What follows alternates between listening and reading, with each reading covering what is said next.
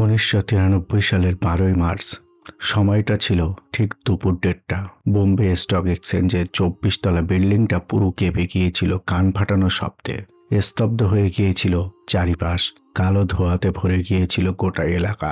ধোঁয়ার আস্তরণ সরে যেতেই এক ভয়ঙ্কর দৃশ্য সবার সামনে ভেসে ওঠে। সেখানে পড়ে আছে কতগুলো মানুষের ছিন্ন ভিন্ন লাশ আর চুরমার হয়ে যাওয়া গাড়ির টুকরো, সেই সঙ্গে কয়েকশো মানুষের আর্তনাদ, চিৎকার। ওই দিন বোম্বে স্টক এক্সচেঞ্জের পার্কিং বেসমেন্টে রাখা হয়েছিল একটি গাড়ি, যার মধ্যে ছিল প্রায় 40 কেজি আরডিএক্স টাইমারের সাহায্যে তাতে বিস্ফোরণ ঘটানো হয়। ওই বিস্ফোরণে 94 জন মারা যায়, জখম হয়েছিল প্রায় 200 জন। বিল্ডিংটিও মারাত্মকভাবে ক্ষতিগ্রস্ত হয়। বোম্বে স্টক এক্সচেঞ্জের অফিসের বিস্ফোরণে কেঁপে যায় পুরো ভারত। কিন্তু এই বিস্ফোরণ শুরু ছিল একটা সূচনা। এরপর থেকে হতে থাকে একের পর এক ধামাকা। দুপুর 1:30টা থেকে 3:40 পর্যন্ত মুম্বাই শহরের 12টি ভিন্ন ভিন্ন জায়গায় বিস্ফোরণ ঘটে। 2 ঘন্টার মধ্যে 12 জায়গায় বিস্ফোরণ হয়। হাহাকার পড়ে গিয়েছিল গোটা মুম্বাইয়ে। দিশাহীন হয়ে গিয়েছিল পুলিশ প্রশাসন। এই সিরিয়াল বোম্বিংয়ে মোট 257 জন মানুষের মৃত্যু হয়েছিল। আহতের সংখ্যা ছিল প্রায় 1400। আমরা সকলেই জানি যে 1993 সালের মুম্বাই ব্লাস্ট আন্ডারওয়ার্ল্ড ডন দাউদ ইব্রাহিম ঘটিয়েছিল। কিন্তু কেন তিনি ঘটিয়েছিলেন? যে কারণে ভারতের মোস্ট ওয়ান্টেড ক্রিমিনালে পরিণত হয় দাউদ ইব্রাহিম। কিন্তু প্রশ্ন হলো, দাউদ কেন নিরীহ মানুষদের মারল? কি স্বার্থ ছিল দাউদের? আজকের ভিডিওতে আমরা সেই সম্বন্ধে আলোচনা করব।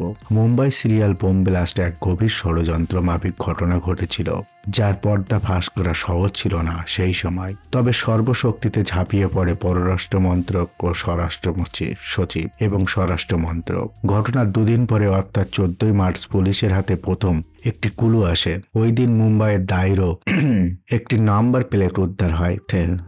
ভিন স্কুটারের হদিশ পায় পুলিশ, যার টুল বক্স খুলতেই 15 কেজির মতো আরটিএক্স বেরিয়ে আসে।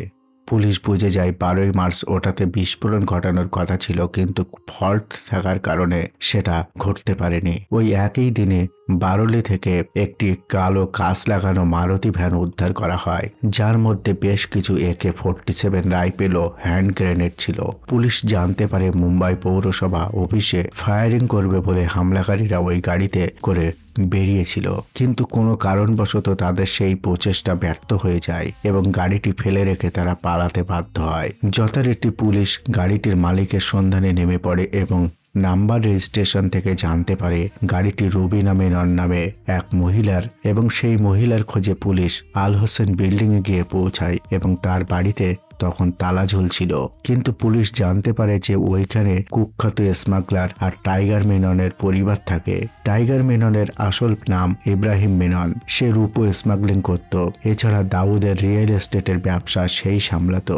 রুবিনা মেনন হলো টাইগার মেননের শালী বা শালিকা। পুলিশ তার বাড়িতে তল্লাশি চালিয়ে একটি বাইকের চাবি হাতে পায় এবং দাদরের কাছে যে স্কুটারটি পাওয়া গিয়েছিল তার সঙ্গে টাইগারের বাড়ি থেকে পাওয়া চাবিটি ম্যাচ করছিল। পুলিশ নিশ্চিত হয় ওই স্কুটারটিও মেননের পরিবারের। সেই সঙ্গে পুলিশ আরও নিশ্চিন্ত হয় যে 12ই মার্চ ঘটা সিরিয়াল বোম ব্লাস্টের সঙ্গে টাইগার মেননের পরিবার সরাসরি যুক্ত।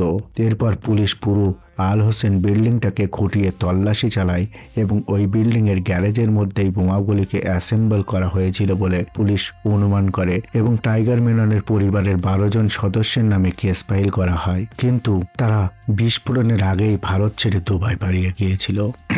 তাই এত বড় ষড়যন্ত্রের পেছনে টাইগার মেননের পরিবারের কি উদ্দেশ্য ছিল, পুলিশ সেটার হদিশ শুরু করে বা জানার চেষ্টা করে। এমন সময় একজন পুলিশ অফিসার 3টি জিনিস খেয়াল করেন। ওই পুলিশ অফিসার ছিলেন একজন মুসলিম, তিনি আরবি পড়তে পারতেন। তিনি দেখলেন বোমা তৈরির সরঞ্জাম এবং যে পেটিগুলির মধ্যে ছিল তাতে উর্দুতে লেখা আছে বাই নোবেল প্রাইভেট লিমিটেড। সে সময় ইন্টারনেট বলে কিছু ছিল না, তাই সংবাদটি সঙ্গে সঙ্গে ভারতের গুপ্তচর সংস্থাকে জানানো হয় এবং রয়ের এজেন্টরা জানায় যে ওই নামে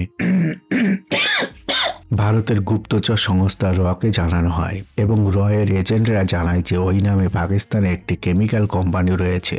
তারা প্রধানত কমার্শিয়াল এক্সপ্লোসিভ তৈরি করে। এইবার পুলিশ কনফার্ম হয়ে যায় যে মুম্বাই বোম্বিংয়ের সাথে পাকিস্তানের যোগ রয়েছে। এরপর শুরু হয় ধরপাকড় এবং সন্দেহভাজন বেশ কয়েকজনকে অ্যারেস্ট করে 3rd ডিগ্রি দেয় পুলিশ। এর মধ্যে ইয়াকুব খান নামের এক স্মাগলার ভয় পেয়ে পুলিশকে একটি মারাত্মক ইনফরমেশন দিয়ে দেন। ইয়াকুব খান ছিল দাউদের ডি কোম্পানির ট্রান্সপোর্টের কাজ করত। দাউদের চোরাই পথে মুম্বাইতে যত মাল নামতো সেসব ইয়াকুবের ভেসেলে করে আসতো।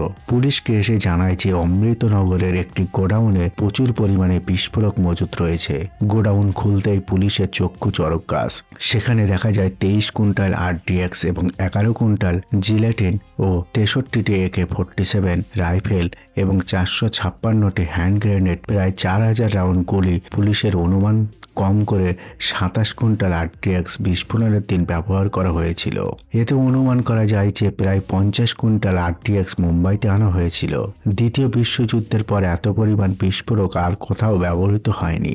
হামলাকারীরা সমস্তটাকে কাজে লাগাতে পারেনি, যে কারণে পুলিশ বেশ কয়েকজনকে গ্রেপ্তার করেছিল। তাদের মধ্যে একজন ছিল ওসমান খান ওরফে বাদশা খান। মুম্বাই ধামাকার জন্য যে কজন যুবককে ট্রেন করা হয়েছিল, বাদশা খান ছিল তাদের মধ্যে একজন। পুলিশের কাছে সে A to Z তথ্য প্রকাশ করে দেয় এবং রাজসাক্ষী হতে রাজি হয়ে যায়। মুম্বাই বিস্ফোরণ কাণ্ডে দাউদ ইব্রাহিম, টাইগার মেরান, পাকিস্তান এইসবের যোগসূত্রটা ঠিক কিভাবে পুলিশ অনুমান করেছিল তা এবার আপনাদের বলবো। দাউদ ইব্রাহিম মুম্বাই ছেড়ে চলে যায় দুবাইতে। সেখান থেকেই সে মুম্বাই আন্ডারওয়ার্ল্ডকে পরিচালনা করত। দাউদ দুবাই থেকে পাকিস্তানের 2 জন বড় স্মাগলার সাথে যোগাযোগ করে এবং তাদের ঘাঁটি গেড়েছিল। তাদের নাম ছিল তৌফিক জালিয়ালওয়াল এবং মোহাম্মদ আরিফ। বস্তুত এই 2 জন পাকিস্তানের গুপ্তচর সংস্থা ISI এর দুবাইতে তৌফিক ও মোহাম্মদ আরিফ বস্তুত পাকিস্তানের গুপ্তচর সংস্থার এই 2 জন সদস্য এবং এদেরকে ISI পাঠিয়েছিল ভারতীয় মাফিয়াদের সঙ্গে সুসম্পর্ক স্থাপন করতে, যাতে তারা ইচ্ছা খুশি ভারতের মাটিতে অপরাধমূলক কর্মকাণ্ড চালাতে পারে। ISI এই কাজে সফল হয়। দাউদের সাথে এই 2 মাফিয়ার ভালো সম্পর্ক গড়ে ওঠে এবং আরব সাগরে চোরাচালানের রুটটাকে এই 3 জনে মিলে কবজা করে ফেলে এবং দেখতে দেখতে এসে যায় 1993 সাল। ওই বছর 6ই ডিসেম্বর অযোধ্যার বাবরি মসজিদ ভাঙা হয়েছিল। এই ঘটনাকে কেন্দ্র করে গোটা ভারত উপমহাদেশে দাঙ্গার আগুন ছড়িয়ে পড়ে। প্রায় 2000 জন মানুষ এই সাম্প্রদায়িক দাঙ্গার বলি হয়েছিল। আর এই দাঙ্গা সবচেয়ে ভয়ঙ্কর আকার ধারণ করেছিল মুম্বাইয়ে। ওখানে প্রায় 1000 জন লোক মারা যায়। মুম্বাইতে দাঙ্গা চলাকালীন হিন্দুত্ববাদীরা টাইগার মনেনের অফিস ভেঙে দেয় এবং টাইগারের ঘনিষ্ঠ কয়েকজনকে বেধড়ক মারধর করে। আর এই কারণে টাইগারের মনে প্রতিহিংসা তৈরি হয় আর টাইগার বদলা নেওয়ার জন্য তার বস দাউদ ইব্রাহিমকে উস্কানি দেয়। এদিকে বাবরি মসজিদের ধ্বংসের বদলা নিতে ISI ভারতের বুকে বড়সড় জঙ্গি হামলায় ব্যবস্থা করে এবং তারা দাউদের কাছে প্রস্তাব দেয় যে মুসলমানদের বিরুদ্ধে হওয়া অত্যাচারের প্রতিবাদে আমরা ভারতের বিরুদ্ধে বড়সড় অ্যাকশন নিতে চলেছি। একজন মুসলমান হয়ে দাউদের কর্তব্য এই কাজে তাদেরকে সহযোগিতা করা আর তার বদলে পাকিস্তান সরকার দাউদের নিরাপত্তা ব্যবস্থা এবং যাবতীয় সুযোগ সুবিধার খেয়াল রাখবে। দাউদ ইব্রাহিমের কোনো ধর্মপুত্র যুধিষ্ঠির ছিল না যে বাবরি মসজিদ ধ্বংসের ঘটনায় সেও ক্ষিপ্ত ছিল। তাই সে রাজি হয়ে যায় এবং রাজি হওয়ার পেছনে দাউদের একটি বাণিজ্যিক স্বার্থ লুকিয়েছিল। কাকতালীয়ভাবে ওই সময় দাউদ একটি ফাসাদে পড়ে যায় এবং আসলাম ভাট ও দাউদ আট নামের পাকিস্তানের 2 স্মাগলার দাউদের কাছ থেকে মোটা অঙ্কের সোনা হাতিয়ে নিয়ে ভেসেলে করে চলে যায় এবং দাউদের মাল পাচার হচ্ছিল। সেই সময় তারা সেগুলোকে বাটপাড়ি করে নেয় আর এই ISI এর তরফ থেকে সেই মাল দাউদকে ফিরিয়ে দেওয়ার গ্যারান্টি দেওয়া হয়েছিল। এরপর ISI ও দাউদ গ্যাংয়ের মধ্যে দুবাইতে একটি মিটিং হয় এবং সেখানে সিদ্ধান্ত নেওয়া হয় যে আগামী 15ই মার্চ গোটা মুম্বাই শহরকে বিধ্বস্ত করা হবে।